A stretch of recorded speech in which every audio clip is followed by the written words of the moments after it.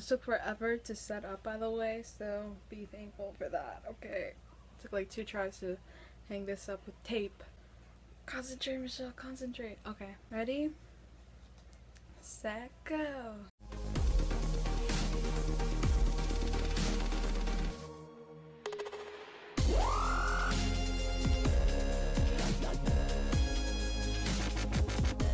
Hey guys, it's Mimi1239 here, and I'm here to give you guys my Season 3 Episode 1 review video for Girl Meets World High School Part 1. So here I'm going to be reviewing the whole episode. You guys have already watched it. It is Wednesday. I did make a reaction video for this episode, so you guys can check it out. It'll be linked in the description below. And I guess we'll get started now with the review. So just like the title, this episode is about Girl Meets High School. It's about Riley and her friends finally going into high school, which is something that I think many of us have been waiting for a very long time. We're finally in that grown-up, almost teenage stage where we're changing and all that stuff. I guess a lot of us have been through that before, so yeah. What was I gonna say? Okay, so the first thing that we see is a different version of Riley and Maya, sort of the same version, but 2 different people coming into the high school. Abigail Adams, Patriots, something like that. Forgot what the school's name. But we see them entering the school, and they're basically another version of Riley and Maya. And they come into the school, and they are basically super excited to start. And they're like, we're finally here, and we're gonna rule this place. And then Riley and Maya just come in, and they basically say the same thing, and they push them aside. I'm gonna watch this part again, because I thought that that part was really, really brutal. The way that they pushed them off,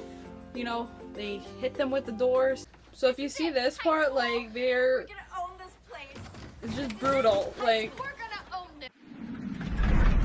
And then I love the part where Lucas and Zay are helping them. I thought that was good because when I watched it again, I noticed that, and I thought that was a very gentleman thing that they did. I thought that was funny. I like that part. Later we can see that the upperclassmen, the seniors, are sort of staring down at the freshmen as they are coming up from that whole place that we'll later see what's it about. Yeah, that's what I also noticed as well. We can see them while they're walking upstairs and to the main floor, I guess, of the school. I love the part where they're all just like looking around. Like we see the gang just looking around at their new undiscovered country, basically, which is what it's like a metaphor of. They're looking around at their new environment, their new school, where they're going to be spending the next 4 years of their lives in. And it's kind of scary to think about, but yeah, that's basically how high school works. One of my favorite moments in this episode, like as a funny moment, I love when Farkle and Smackle are just like flirting with each other. That was really fun. I liked it so much. And the fact that there were other Smackles as well sort of goes to show that there are other Rileys and Mayas as well. Like in the beginning, as we saw, there are other versions of themselves in this school. So it's not just them that is going through, you know, the motions of high school, of their first day of high school. There's also other people that are going through the same things as them. That is, I think, what the point of having other people dressed like them was about, I think. I don't know. I'm so sweating. And then we see sort of like a foreshadowing of their friendships possibly breaking, which is what we see in the end of this episode. They ask each other, are we gonna be kings? Are we gonna rule the school? Are we still gonna be friends after we get out of the school? Is anything gonna change between us? And obviously between Riley and Maya, and they both say no, yet they get trampled and everything afterward. And it was a parallel to, I think it was the first episode, Back to School, from Boy Meets World, Back to School, that episode, Season 2, Episode 1, where they go to, is there a piece of hair? No. Okay.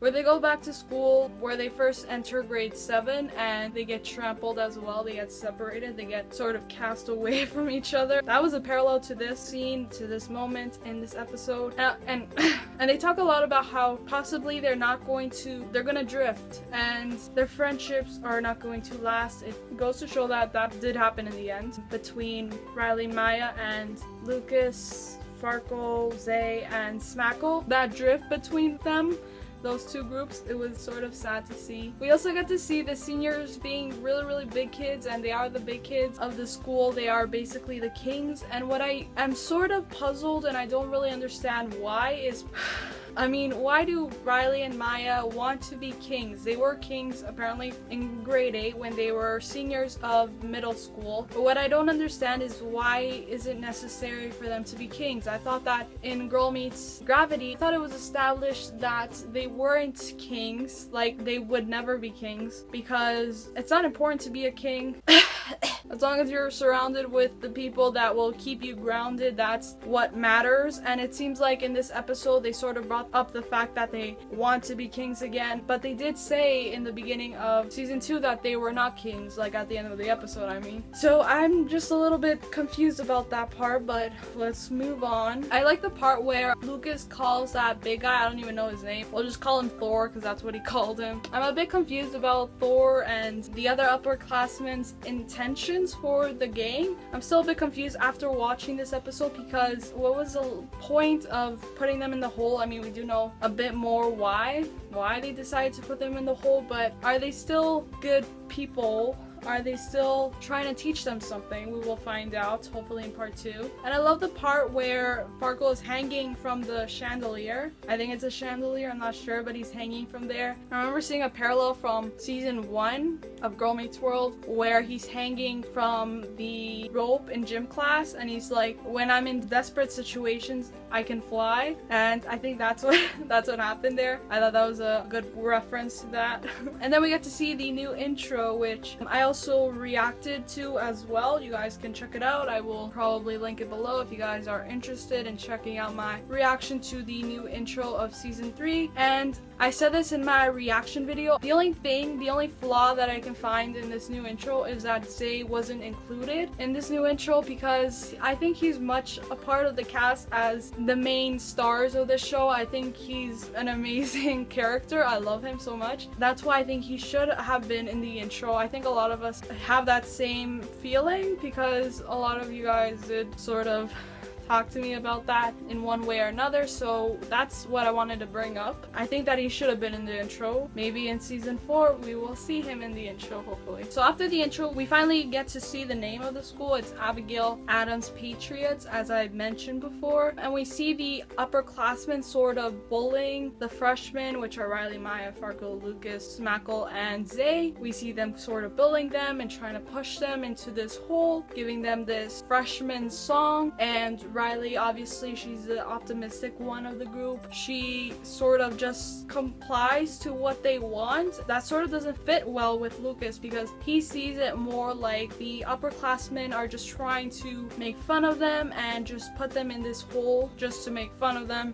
just to bully them basically. And Riley doesn't see it that way. She always sees the good in people, and I think that's sort of a good way to think. I'm still a bit conflicted with who's right or who's wrong in this situation, because yes, in other previous episodes we have seen Riley and Lucas agreeing with each other a lot. They've always agreed with each other the most, I think, out of everybody. And now in high school we see them sort of changing and arguing. And I will bring up another thing that I found interesting as well. I think I'll bring that up later because it happens much later. So then we see that Lucas sort of is the last one to get into the hole. He doesn't want to be there. He's trying to protect his friends. We now have established for the second time in this show, these people, these characters, these kids are not kings. There are other kings in the school. And it is a bit heartbreaking to see that Lucas cannot protect him the way that he used to in middle school. So that has also changed as well. And then we also see Augie going to grade 2, and he's asking what's the same, what's the difference between grade 1 and grade 2. Topanga still can't accept the fact that her kids are growing up. And then we see Ava come inside, and she basically tells them that her parents are fighting again. I guess this is a current thing, but we did know about this. I don't remember which episode this was, but this was like a season 1 episode, and I feel like it's Girl Meets Friendship. I think it's one of those episodes. No, it's Girl Meets Flaws. I feel like it was Girl Meets Flaws where Ava first mentions that her parents do fight. So we see that storyline continue, and I'm glad that they did, because I actually did forget about that storyline, but it makes sense that they would add it in now. And by the way that Ava has been acting, like how she is basically, is based off of her parents and how they argue and how that sort of affects her personality and how she gets along with other kids, including Augie and even Topanga. So then I thought that was a sad part in this episode. It was really sad to see Ava sort of trying to figure out what she should do about her parents fighting. And then we go to Corey's first history class with all the freshmen there, and on the board he wrote, "We were kings, now we are patriots." Obviously that applies to the entire episode, his lessons. And there's this new girl, this new student named Marley, who sort of sees right through Corey, and he's sort of nervous about that. He's like, "I could teach anything I wanted in middle school and everybody believed me and they bought it, and I didn't really have to teach that much." And this new girl is like calling him out on all of his cryptic lessons.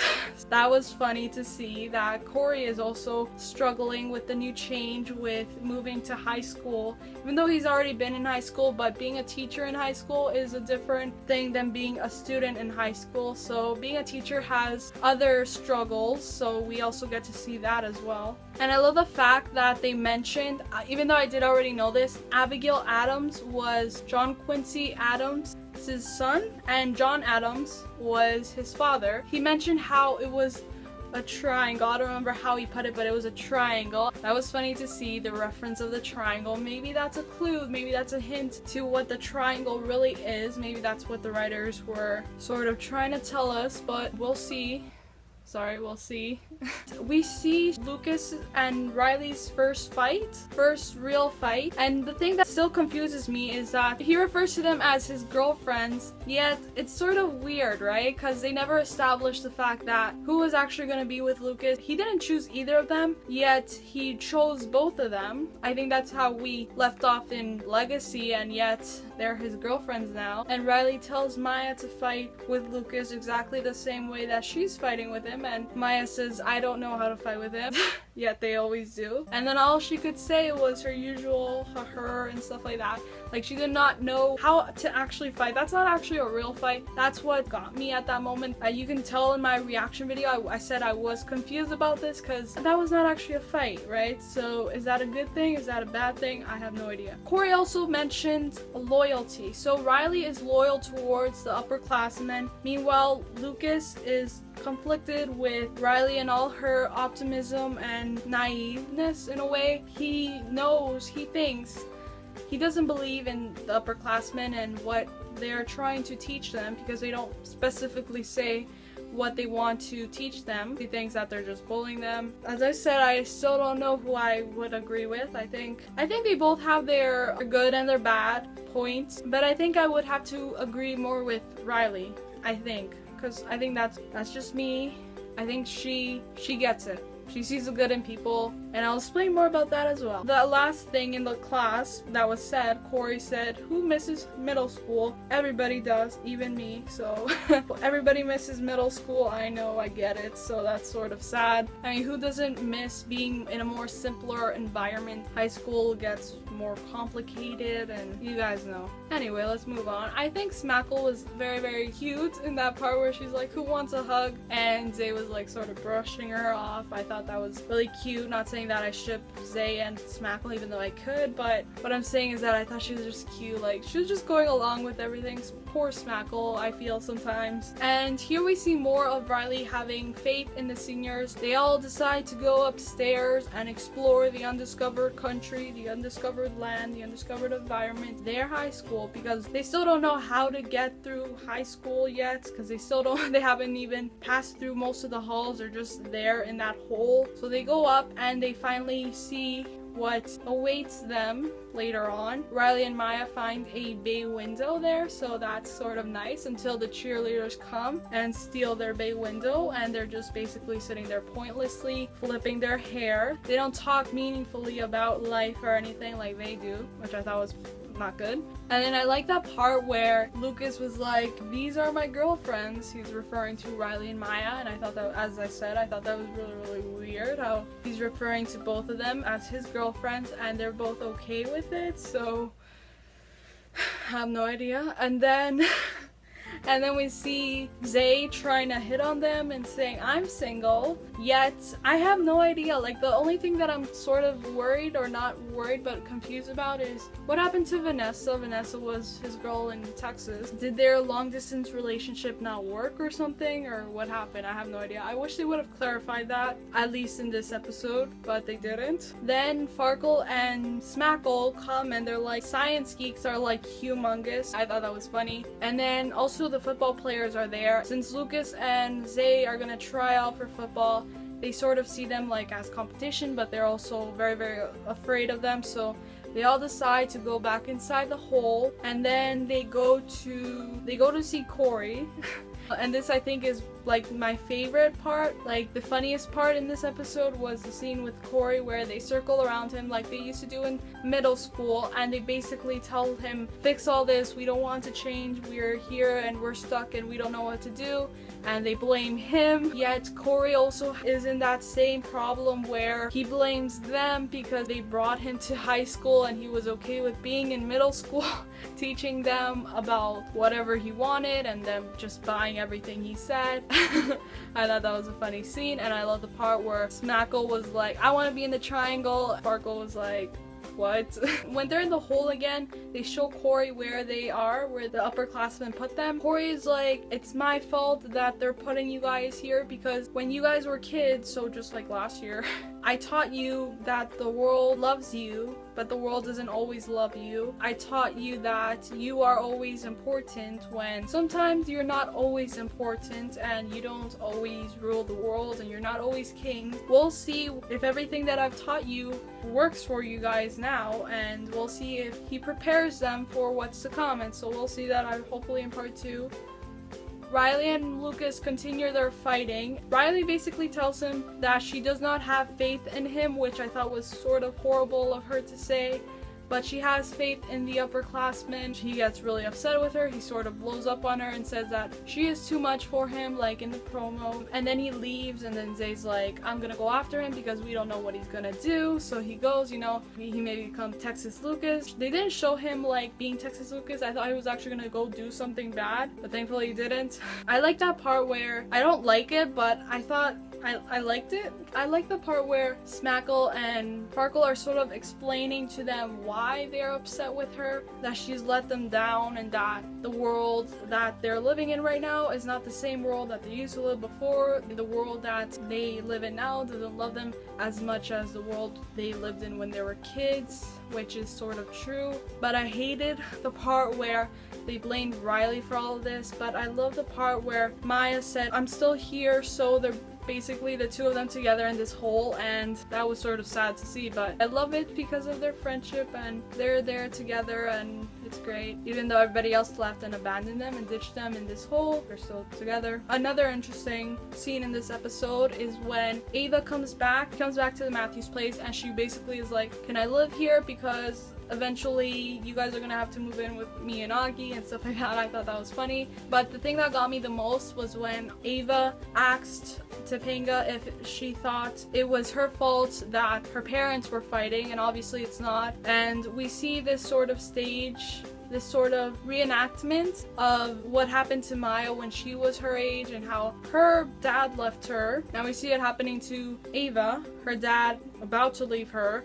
We'll see that later. Corey basically tells her that, explains sort of in a way why her parents are fighting, because people change. Even though they fight, doesn't mean that they don't still love each other. Even people that love each other still fight. They change. What was it again? What was I gonna say? Oh yeah, when people grow, they change. And I thought that was very, very accurate, because I immediately thought that when he was saying they grow, they change as well. So then I thought this also was a reference to Riley and Lucas's fight, how they're growing and they're changing, and whether that's a good thing or a bad thing, that's what's happening currently. We're recognizing the fact that they are starting to develop more of their relationship. It's not just, hi Lucas, hi Riley, whatever, awkward, not really saying anything to each other. Now it's more of they're expressing their different opinions and they're learning how to solve them together. Not together, well right now they're sort of fighting. We'll see it maybe in part 2, how they forgive each other for whatever they said said to each other. And also Corey saying to Ava, his advice to her is hope for the best. Now, I know a lot of, well, there's not a lot of you guys, well, maybe there is. Some people think that Riley is a very naive character and she's too naive and she's too dumb and she's too oblivious to everything going on around her. She's too hopeful, just a pushover. But what I learned from this episode, I never actually thought that. That's not my own thoughts, that's other people's thoughts. But I think that this episode really did prove that Corey and Topanga are her parents and they taught her what she knows. If you're gonna blame someone, you blame them. Because they're the ones that first believed that you hope for the best. And that's what Riley has taught Maya to do, to hope for the best. And whether everything turns out the way you want them to, or they don't, you hope for the best, because happiness is worth fighting for. And that's what Riley believes, and that's why she is in Riley Town all the time. That's why she's happy, and that's why other people that don't believe that are not as happy as her. And that's why Maya, now in season 2, she learns exactly what Riley taught her, and that's why she's hopeful and she has faith in her best friend. Yeah. And also in this part where Corey's explaining this to Ava, hoping for the best, we also sort of get to see that Corey's also learning about being a teacher. He's also growing. He's still growing. Everybody's still growing. He in particular is still learning. Yes, he did have Mr. Feeney in Boy Meets World. Sometimes I wish, like just looking at this episode, I just wish that Mr. Feeney was here to say all the right answers, to give all the answers, because he was the only one probably in Boy Meets World that knew everything about anything. He always knew what to say. He had all the answers, and Corey doesn't, and that's the difference between him and Feeney. That's why you can never say that Corey is Mr. Feeney, because he will fail, as he said. Sometimes I just wish Mr. Feeney was there. He could just fix everything with like this. So yeah, Corey's not Feeney. He's still learning as well. So we have to be patient with him. So then the next scene changes to Riley and Maya doing their homework at Topanga's cafe. They're like, we do our homework, like about the gang. We do our homework here all the time. They're not gonna show up now because they're angry at Riley and Maya for putting them in that hole. And basically they see the seniors there. Riley and Maya are like, are they following us or what's happening? We've never seen you here before. Meanwhile, the seniors are like, no, you guys are following us. We've always been here. I guess nobody's following anybody because Riley and Maya have been there since Topanga opened the place. So technically they're not really following them. That's what I think. But they haven't noticed them before, which I thought was quite interesting.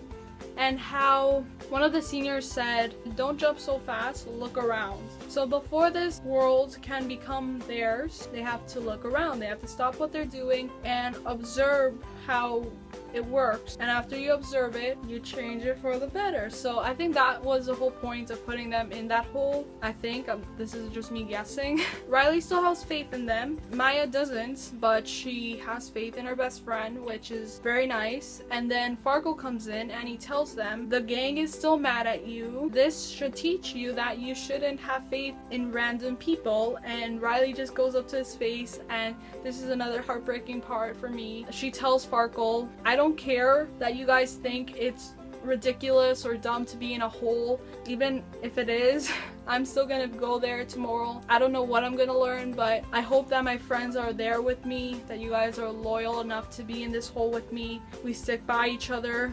And yet, the next day, they're not there. The only person that is sticking by her is obviously Maya, and everybody else just left. What I thought as they were walking by was that, okay, they're gonna get in the hole with them. They didn't. I thought that was sort of really, really sad. They just ignored them and walked off. The ending, very last scene. Well, first of all, you know that transition from the second last scene to the last scene? Wow. Like, they look so much older in that. They look so different, by the way. I just wanted to say that. And then the last scene of this episode, very, very sad. Ava says, my father left. I can't believe he left. Augie's like, I will be there for you, and I thought that was really, really cute, but Ava said, I think that I need someone else to comfort me, someone that has been through this before. Obviously, Maya's there, and she advises to Ava, don't blame yourself for what your dad did, for him leaving you. Yes, he did leave you. Yes, it's hard, but don't blame yourself. Even though you might want to, you shouldn't. And most importantly, you have your best friend with you. She sat her beside Augie, and then she went to Riley, and Riley was crying. This is what got me the most, was Riley crying. Oh my gosh. And she basically said the same thing. When people leave you in your life, when people that you care about leave you, you don't know why they did. You try to understand and you wait for them to come back. It isn't your fault. That was the end of the episode. It was a very heavy episode. And as I said before, I do relate to Ava when she says that her parents fight and all that stuff. I think that's relatable to a lot of people, that parents argue and that even people around you argue. Friends and siblings, arguments are part of growth and they're part of relationships. So I think that was very, very accurately depicted in this episode. Arguments are part of growth and friendship and relationships, but it's what happens after that, what you take out of that, what is most important. You don't hold grudges, and yeah. So I just reviewed the whole episode. It took me 40 minutes, sorry. And I'm sweating like a pig, sorry. This episode was, I think, the best one so far in Girl Meets World. I cannot wait for more episodes this season. This totally proves that this show has matured. It is becoming a show similar to Boy Meets World. Not exactly the same, and that's okay. It shouldn't be the same as Boy Meets World, even though they have similar intros now. It should be a show about coming of age and growth, just like Boy Meets World was. Different storylines, some are the same, but in the end, it's about learning. This episode proves that this season is going to be a really good one, and I am so excited to watch part 2, which comes out on June 5th. On a Sunday. Hopefully it comes out earlier so that I can watch it again. I'm sorry, I'm just really, I'm really bad with this. Leave a comment below telling me what you guys saw of this episode. I would give this episode a 10 out of 10, especially since it is the first episode in this season. Wow, really good. Their acting is getting better. I love it. I love their clothing. Their clothing is certainly maturing. I love Maya's outfit in this episode, like the beginning outfit with the chains on her jeans and stuff like that. What else? I think that's it. Yeah. So leave a comment below telling me what you guys thought of this episode. I cannot wait to watch part 2 of this episode. And after that, the season will unravel and we will get to see more episodes with like the triangle and the other stuff that I don't know about yet. I guess that's the end of the video. Thank you guys for watching my reaction. Like this video if you enjoyed it. Subscribe to my channel if you want. The subscription button is right there. You guys can check out all my social media accounts, which are right here, especially Twitter, because that's where I keep in contact with you guys. My predictions video for this episode is right there. My reaction video to this episode is right there. My reaction to the season 3 intro is right there. If the links to the annotations don't work because you're on a mobile device, then I'll put them in the description box below. So my next video will be my reaction to part 2 of this 2-parter episode, high school part 2, so watch out for that. I think that's my next episode. Just a reminder that my next subscriber goal is 400 and it is by the end of June, so next month. So please subscribe to my channel if you want. What do I usually say at the end? I love you guys so much. Thank you guys for always watching. Mwah. And remember guys, there's no end to your horizon, and I'll see you guys soon. Bye! No, that's not good.